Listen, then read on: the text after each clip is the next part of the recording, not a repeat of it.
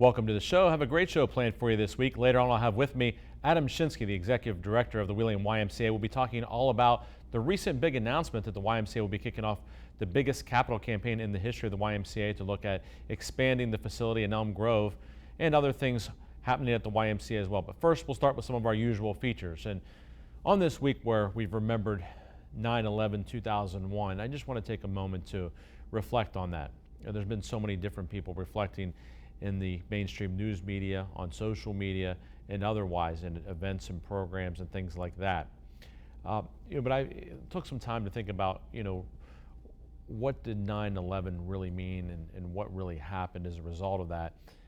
Thinking about my own life, being 18 years ago now, I wasn't married yet, wasn't even dating my wife. We started dating about 2 weeks after that, 2.5 weeks after that. Of course, didn't have any kids yet. It was just starting out my career and where my life's been since then. And it's really remarkable that, all of the changes that we've seen in society, I think, since then. We've become a much more technological society. We've become, I think, in some ways, a much more patriotic America, maybe in some ways less. But certainly, I think there's been a stronger patriotism embedded in a number of people. I think people have become, have had stronger feelings about certainly policemen, firemen, first responders. I think our feelings about them and the jobs they do every day certainly strengthened as a result of 9/11. But most significantly, of course, the thousands of people that lost their lives that day and how that affected so many. And, I didn't have any family members or close friends that lost their lives that day. But what I think it does say to all of us, whether you knew someone, didn't know someone, no matter where you lived in this country, is that life can change in an instant. And I think we all realized that after that day, that, you can wake up in the morning to be headed to work, going to do your normal job, and a terrible tragedy could happen that can affect you, your family members, your friends, so many different people, entire society. And it's not typical that your average day happens that, but it could happen on any day. And we never know when that day is going to come. And it may not be a big tragic thing like 9/11, but it could be something, a smaller thing that happens in our lives or that happens just to us or our immediate family. And so I think the thing to take from that is that we all need to remember that, and every day, lead our lives as if it could be the last day, because you just don't know. You don't know when it's going to be the time, and to make sure that we're doing things the right way. I struggle with that because there are a lot of days where I look back and say, man, I didn't do things the way I should today. I'm reflect on my own life each night before I go to bed and think, man, I really screwed this up today, or I really could have been a little bit nicer to this person or that person, or I could have handled this situation better. But if we could all in the mornings, maybe we wake up, think about how can I handle this day, make it the best day, knowing that it could always be our last. I think maybe that helps us all. So something I'm going to try to do a little bit better. But certainly this week, remembering all those who were felt an even bigger impact from 9/11 as a result of having family members, friends, loved ones, or someone they knew that was directly affected by 9/11 through the loss of a life. Turning on to the political world, a couple weeks on the show, I had Stephen Smith, who's running for governor in West Virginia, but there's also a candidate for Attorney General who's been making some noise, and that is Sam Petzonk. And I've had the opportunity to get to know Sam, and he's running against, of course, the incumbent Patrick Morrisey. Maybe who knows if there'll be a primary battle or not. You would think that Patrick Morrisey will probably run unopposed in the primary, having served in that position and being an incumbent. Whether Sam Petzonk will have any opposition in the Democratic primary remains to be seen. But interesting thing about Sam is that he has spent his career as a lawyer representing primarily coal miners, trying to get black lung benefits, trying to make sure that their pensions are preserved and saved, and has really put forth that effort on behalf of them. And I think that's a constituency that could really be important in the 2020 election, not only coal miners but other unions as well, and including the teachers, as we saw in the 2018 election, what effect the teachers had on the elections that year. So Sam Petzonk started his career before really getting into the legal end of things, working in Senator Byrd's office. And I think that'll help too, because working for someone like Senator Byrd, you develop a lot of connections, not only around the state of West Virginia, but around the country. So I think there's going to be some strong support for Sam from those that perhaps don't agree with the direction being taken by Patrick Morrisey, who also, has the, kind of knock against him that he's not from West Virginia, moved here to run for office. Of course, it was defeated by Senator Manchin for the U.S. Senate seat in 2018, so he's coming off of a loss in that election. How much did that damage his political clout will remain to be seen. But Sam Petzonk, a first-time candidate for office, and I think people look for those first-time candidates. I think I've mentioned before on this show, I think things that helped Governor Justice get elected, President Trump get elected, is people were looking for non-political people. Now that they've been in office, maybe they won't be reelected, but I think certainly Sam Petzonk, who spent his career working to represent those blue-collar folks that are working every day, I think we'll get a lot of support around the state, and it'll be interesting to see what happens in that race. So we'll keep an eye on Sam Petzonk in that Attorney General race in the months ahead. I'll also give you a quote here today, and I think I've given a quote from her before, one of my favorite people to quote, and that's Maya Angelou, of course, famous poet, and she said, "If you don't like something, change it. If you can't change it, change your attitude." And I've never really thought about that before, but there are some things we just can't change. And I think the second part of that sentence, or the second part of that quote, "if you can't change it, change your attitude," is really the part that I like the most, because there are some things we just can't change. So if we're stuck with it, rather than kind of moaning and groaning about it, being upset about it all the time, we should probably change our attitude and find some type of silver lining or find something to be positive about it, because there's no sense going around being unhappy about it when you can't change it anyway. So I think a really great quote there from Maya Angelou. We need to take a break. When we come back, I'll have with me Adam Shinsky, the Executive Director of the Wheeling YMCA. Stay with us here on the Jamie Bordas Show. People in nursing homes are some of the most vulnerable members of our society. They're there because they can't take care of themselves. Those facilities have a duty to take care of our loved ones, and when they don't, it's important they're held accountable. We've not only collected record results against negligent nursing homes, but more importantly, we've helped so many families get the answers and closure they so badly needed. Bordas and Bordas, fighting for justice. Disasters happen. Pick the team that takes care of them all. Powered by offices in Wheeling, Morgantown, and Pittsburgh, Panhandle Cleaning and Restoration is ready to handle any size emergency at a moment's notice. We have the right people, knowledge, and equipment to respond 24 hours a day. I'm Neil Brown. When disaster strikes your home or business, tell your insurance provider you prefer the restoration company the Mountaineers call, Panhandle Cleaning and Restoration.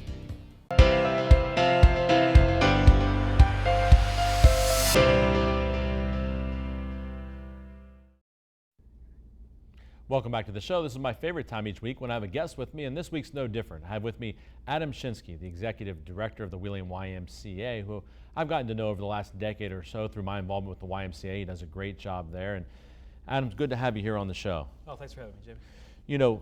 Some big news coming out of the YMCA here in recent weeks. The announcement of a capital campaign, the largest capital campaign in the history of the Wheeling YMCA. And, what's the reason behind the capital campaign, and, what's the purpose? Well, it's very exciting for us. Being in a small town, Wheeling, West Virginia, about last 10 years, a lot of small towns have lost their Ys, especially single branches like ours. So, our programs are thriving. We're completely out of space. Our memberships are going up. So it's an exciting time to do this because it's really needed. When you say out of space, a lot of people may think, well, look, I've been out there and walked around the YMCA. It seems like a pretty big place, and there's this area and that area. So what exactly is the need for space, and why the need for this capital campaign to deal with that? Well, if you come out on a typical weeknight, even in the summer, all year round, we have one gym going on where we have a group fitness class. We offer several group fitness class. We have very good qualified instructors. And then in our back gym, we have one of our programs going on, whether it be a basketball, we have upcoming volleyball right now.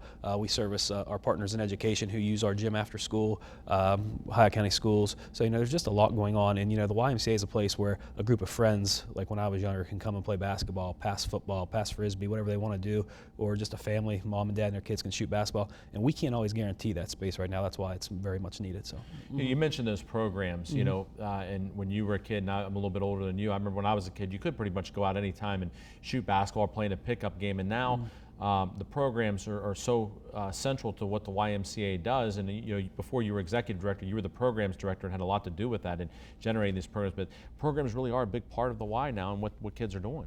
Right, yeah, we're a rare YMCA. You know, a lot of YMCA's, they could focus on memberships, and programs are a very, very small part. You know, programs and membership are pretty much equal at our YMCA, and there's just been a need, like the last 3 years, just to bring new programs to the Y. We've experimented with several new programs, for example, like a kindergarten hoops program where a group of kindergartners come, they learn a skill each week of basketball, whether dribbling, passing, defense, then we kind of add more to it each week, and then 45 minutes, and afterwards they color a picture, have ice cream. So just all kinds of new programs, and we're getting approached to start new programs all the time. We just don't have the space to do it. You know, we always talk about West Virginia being one of the, you know, worst for obesity and stuff like that, but people are coming to us wanting us to do programs, and we want to be able to serve the community. So some of the things I think that are interesting that you've done are some programs that maybe people don't even realize the Y has, you know, track, volleyball, things of that nature that aren't necessarily the first things that come to mind when people think about the programs at the Y. Yeah, a lot of new programs, and what we've kind of done was, you know, in our area, 6th grade is where the time where kids go to their school usually to try out for cheerleading, volleyball, track and stuff like that. So that's kind of the idea how we got those programs. We started in 4th and 5th grade. We want to give them a little introduction to the program, get them a head start, so when they go to 6th grade for their tryouts, you know, they know they're just not going in blind. They've been coached, they know the skills, they know the fundamentals, and, you know, it's just great for the kids. So, So what's the hope or plan with respect to the capital campaign, and what will be in place after that occurs if all goes well in terms of dealing with the issue with space and the programs being so well, large? our building is set to have an upstairs. So, you know, everyone's been in our building. The back gym, we can put another same size building structure on the top of that. So my hope is, you know, to have a new fitness center up there, a walking tracks that idea is being tossed around, and several community rooms, 1 or 2 community rooms, and what we definitely need is a child care room. We have a very small child care room now, but we have after school programs. We have programs when the schools are out for snow or just out for a day off, you know, and recently we've built our summer camp programs up to we have like technology items. We have some iPads, several books, coloring books, toys and stuff like that. And we always have to keep that box now because we don't have the space. So having a room where we can just, you know, basically model it as a classroom will be big for the Y and big for our child care. So people may not realize that the Y offers child care. And I think it's a big benefit to members is that not only in the summer, the camp, but also just around kind of year-round, the opportunities to have child care while you're working out. Yeah, we do. Anybody that's a member of the YMCA, Monday through Thursday. Now we are talking about extending those with our expansion, but if you're a member of the Y, you can bring your child age 18 months to 13. They're cared for by one of our employees. They're able to get homework help. They're able to play sporting games, get their individual workout with one of our trainers, and just all kinds of stuff. So, you know, we mentioned the summer camp as well. You know, and that people may not realize that you can't just have a camp. You know, that well, I guess you could, but the Y is actually certified by the state, and that comes with some requirements as well. Right, we are able to hold X amount of kids based on our space, and the last 3 years we have. Before school's even been out, I'm talking like April, we've been have kids on a waiting list to get into our camp. So big plan for this expansion is we want to have a outdoor shelter in our field. Also, all our main and being able to use the field for like our football programs and stuff we do now and soccer programs, but we need an outdoor shelter out there, some stuff like a larger sandbox for the kids to play. And you know, we've been with the Miracle League now for 3 years, so a big vision that we had is to have a playground there where regardless of your ability, you're able to play out there. So we're talking an all-inclusive playground being built out there as well. You know, we're just your child that has no physical requirements can just go and swing, or a child that has some physical requirements can also swing as well. We'll have slides to calm down autistic children, and it's just going to be an incredible thing when it's done. So, and you know, of course, drawing's still in the works and meeting with architects and things like that. But as you mentioned, you know, these will be off to the side of the field, so you can still play flag football there. You can still have soccer there. Other things you want to do. So sounds like, you know, it could be a really win-win. Right, just the field's the layout of the field is just perfect for what we want to do, and it'll give kids being able to play playground on the side. You know, if you come to the Y on a Saturday morning, you have a lot of siblings just running around on the grass watching their kids play flag football. Everybody will be able to play at this playground. There'll be a sandbox out there, we hope, and, you know, a shelter if it's raining for kids to, you know, maybe just sit and color if they don't want to watch the game. Just all kinds of stuff to do. So, we need to take a break. When we come back, I'll continue talking with Adam Shinsky. We'll be talking about things that are currently going on at the YMCA. Stay with us here on the Jamie Bordas Show. When reviewing your oil and gas offers or royalty check statements, do you wonder, am I being offered a fair amount? Do I feel comfortable reading the statement? Do I have peace of mind? If you answered no to these questions, you need Bordas Mineral Management. Our passion is helping mineral owners protect and expand their mineral wealth. Our examiners tell you whether you're being treated fairly and getting paid what is rightfully yours. Bordas Mineral Management. Be protected. Have peace of mind.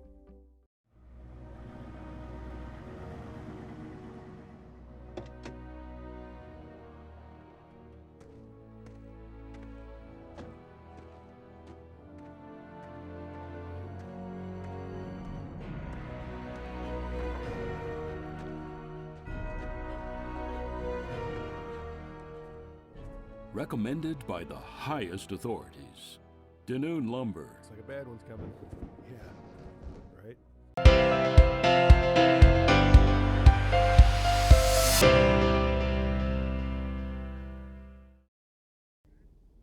Welcome back to the show. I've been speaking with my guest this week, Adam Shinsky, the Executive Director of the YMCA. And Adam, before the break, we were talking about all the programs at the Y, but the Y also, puts on some events each year. And the biggest one, of course, is the Light of the Valley that just occurred in the last couple of weeks, in which each year someone's presented the Dr. Lee Jones Patron of Youth Award. And this year's recipient was Dr. Gregory Merrick, oncologist at Wheeling Hospital, but also puts on the Cancer Research Classic every year, a basketball tournament that brings in teams from all over the country. And he's also been a big-time supporter of the YMCA. Right, I met Dr. Merrick earlier in my career, and it was great to honor him.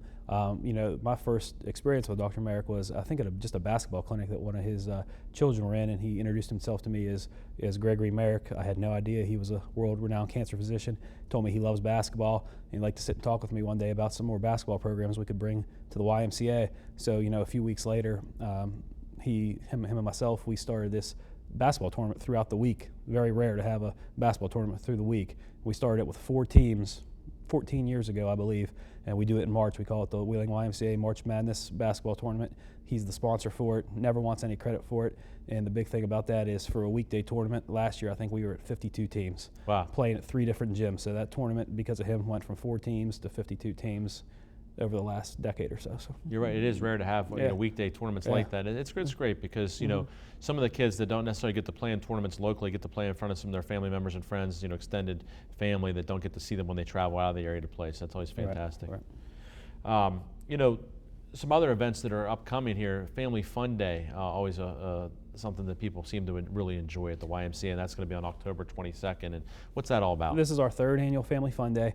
My community relations director, Julie Markle, came up with the event. And what happens at Family Fun Day is we have something for every age group. And it's also our cheapest membership prices of the year that day. You can join for a great special. Even our current members can get a gift certificate and get locked in on those prices. We give a lot of tours to the YMCA. We have a big cash grab to win Y-Bucks for money off of programs. We have inflatables for the kids, face painting for the kids, snow cone machine for the kids, free fitness assessments, free movement screens with our partners in Mountain River Physical Therapy. So just something for everyone to get to see what the Y has to offer and become part of our family. So, another one coming up that is more adult-oriented, so to speak, but the tailgate party is something that's kind of become a tradition now. It's always for a WVU football game, and this year it's going to be for the Kansas State game on Saturday, November 16th, but that's always a fun event for everyone as well. Yeah, we always decide to pick an away game where we know people aren't going to Morgantown to watch the football game, and someone always donates a large television set. We watch the game on there. We have the event at the Elm Grove Civics where there's already televisions on the wall at the Elm Grove Civics, plus we put it on a projector at the wall. We end up raffling off one of the TVs. It's usually a 60-inch television. Watch the game there. The Mountaineers get a lot of fans, and we have some of the best prizes too. We always have tickets to Steeler games along with jerseys, WVU tickets, WVU basketball tickets, Pittsburgh Pirate tickets, Penguin tickets, and just stuff for everybody to win. It's a really good event. It seems like too for that event you got to get your tickets early because it seems like it's always a packed house. Yeah, it's the place only holds about 175 people, and we've sold out pretty much every year. It's a good crowd, it's a good time, and it helps support the Y and programs for the kids. So, I was driving through Elm Grove last weekend, and saw outside the Y, there's the number of people there. There were teams playing flag football. The sidelines were packed with other teams getting ready to play. And then I heard that this year, even down in at Wheeling Middle's playing some games this year. Yeah, right. We always have 3 fields going on. With the county levy work, we lost Elm Grove's field for the year. They're still getting some grass and dirt replanted there. But we have, I think, 10 teams in our kindergarten and 1st grade division. All those games are at the YMCA. Our 2nd and 3rd grade division is at Wheeling Middle School, 35th Street. And our 4th, 5th, and 6th grade division is once again being played at Bridge Street Saturday mornings. Last week was the first week. and it goes, if you're lucky enough to make the championship, it goes until November 2nd this year. So. You know, a lot of volunteers with the Y also, in addition to the paid staff. You know, you talk about all these different football games, 3 different fields and things. You got people out there refereeing, you got people refereeing basketball games in the gyms, and it takes a lot of help from the community. Yeah, we've been blessed with volunteers. You know, a lot of people just love being part of the Y. The community's really believed in our programs and see all the community we serve, all the age groups we serve, and it's been great. We talked about a little bit about earlier in the show about the child care in the summer and the summer camp, but there's also child care on days where Ohio County schools are closed, whether it be for a snow day or during the winter or for some other reason, that you can get child care at the Y. People may not realize that. Yeah, we're very big partners with Ohio County Schools. We follow their calendar. So, you know, I believe the first day is October 18th. There's no school in Ohio County Schools, so your child can come to the Y all day. We have early drop off at 7 a.m., late pickup at 5:30. They can swim, they get to play games in the gym, play game outside, weather permitting, and like I said, every day that Ohio County School doesn't have school on their calendar or because of a snow in the winter. So. And you know, is that for members and non-members, or do you have to be a member to do that? It's cheaper we have a members rate and a non-members rate, so you know, we don't turn anybody away. So. Great. Well, Adam, I really appreciate you being here on the show. I think this capital campaign is going to be exciting. I know in the weeks and months ahead there'll be some big announcements regarding some of the lead gifts, and then also there'll be things like websites going up and brochures and things on social media, so people can keep their eyes out for that. But what's the best way to get in touch if they want to be of help or want to do something with respect to the campaign? Well, a lot of people have been reaching out to us. They saw the announcements on the news. Just continue to follow our Facebook page, our Twitter page, and our website, www.wheelingymca.org, and we'll have announcements how you can get involved really soon, because we'll need a lot of people to help us. So. All right, thanks for being Thanks, here, Adam. Sam. Really appreciate it. We need to take a break. When we come back, I'll be talking sports. Stay with us here. The Panhandle Difference. It was a really easy process getting started with them, and then bam, it just took off. We've had a lot of gatherings here. We've had a whole basketball team. We've had lots of family dinners, birthday parties. I mean, I can't wait for holidays to come. It's a great kitchen. Honestly, it couldn't have turned out any better.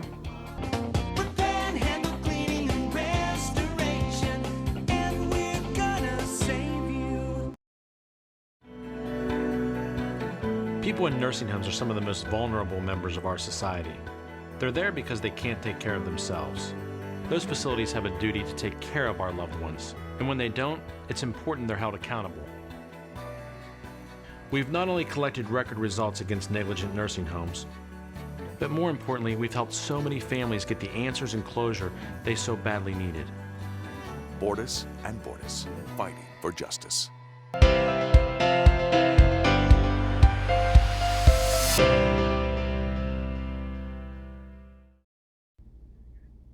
Welcome back to the show. It's time to talk sports, and let's start in Pittsburgh, where there was just an abysmal start to the season for the Pittsburgh Steelers on Sunday night with the 33-3 loss to the New England Patriots. And you know, all this talk about, oh, no Gronk now, and what will the Patriots do, and the Steelers are improve their defense. And you know, to be honest, the Steelers just looked lost on both offense and defense. I mean, really, you know, Juju having a tough time shaking free, other guys not stepping up. Where was James Washington? Where's Vance McDonald? I mean, people asking that question. I mean, a little bit involvement, but not much, and just nothing doing really for the Steelers on either side of the ball.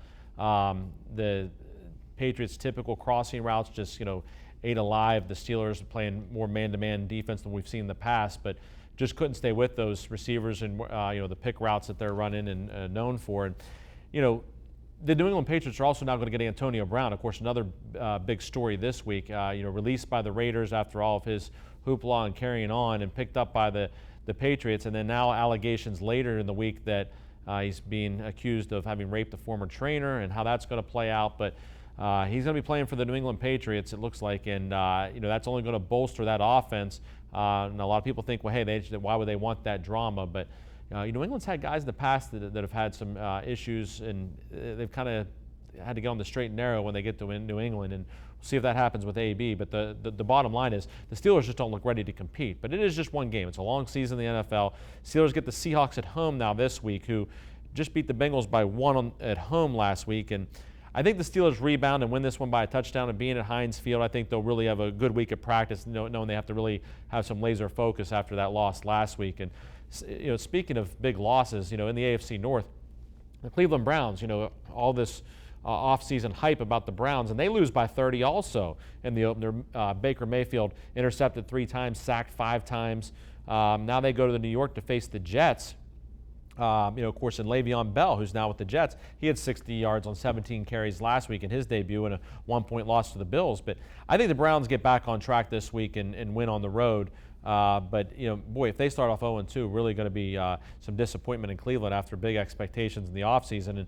And the Ravens are saying, Baltimore Ravens saying, hey, what about us? All this love for Pittsburgh and Cleveland in the offseason, the Ravens go out and just put it on the Dolphins. And Lamar Jackson, some unreal numbers, 17 for 20 passing, 5 touchdowns, no interceptions. And they get the Arizona Cardinals, who aren't too spectacular. They had a tie to start the season against the Lions, but a couple of former Heisman winners now in Baltimore this week with Lamar Jackson and Kyler Murray. Kyler Murray, not a bad start, over 300 yards in his debut in that tie against the Lions. But I think the Ravens get off to a 2-0 start by beating the Cardinals at home this week and really, getting a little jump on the AFC North division there. So Ravens are saying, hey, we are the defending AFC North champs here, so don't forget about us. Let's set out your college football Saturday for you, why don't we? At noon, NC State at WVU on FS1. Can WVU beat anyone right now? I mean, with the way they looked last week, the offensive line's been the biggest disappointment so far. 4 guys returning from last year, they just can't run the ball with all those returning running backs. NC State 2-0, but a lot of times this is when teams step up and surprise someone. WVU just under a touchdown underdog at home. I think the Mountaineers are going to win this one in a close one and really surprise some people. Also at noon, number 6, Ohio State at Indiana on Fox. Justin Fields, quarterback transfer from Georgia, really impressive for Ohio State so far, and just too much talent or the Buckeyes. So even if the Hoosiers can keep hanging in there for a little while, it doesn't end up close in the end. Another big noon game, rivalry, Pitt at Penn State. Harkens back to when I was a kid, loved those games. Penn State, number 13 in the country, right here on WTRF on ABC. Rivalry game, Happy Valley. Pitt keeps it close. The 17.5-point spot's too much for this one, but Penn State still wins. Let's turn to some night games here. My upset special, 4 o'clock, 19 Iowa at Iowa State. Iowa favored by 2.5 points. I like Iowa State quarterback Brock Purdy. I think they upset Iowa at home. And then number 1 Clemson at Syracuse right here on WTRF on ABC at 7:30. Syracuse, a tough place to play, but they're coming off that bad loss to Maryland. I think Clemson remembers that loss to Syracuse a couple years ago, and Clemson gets it done in this game. And don't forget to check out Jalen Hurts for Oklahoma. Man, what a great couple games he's had to start the season. They'll be playing UCLA at 8 o'clock. I think he's just fun to watch. Lincoln Riley, offensive genius. Last 2 Heisman winners he's coached, could be a third. That's all the time we have this week. Thanks for tuning in. We'll see you again next week on The Jamie Bordas Show.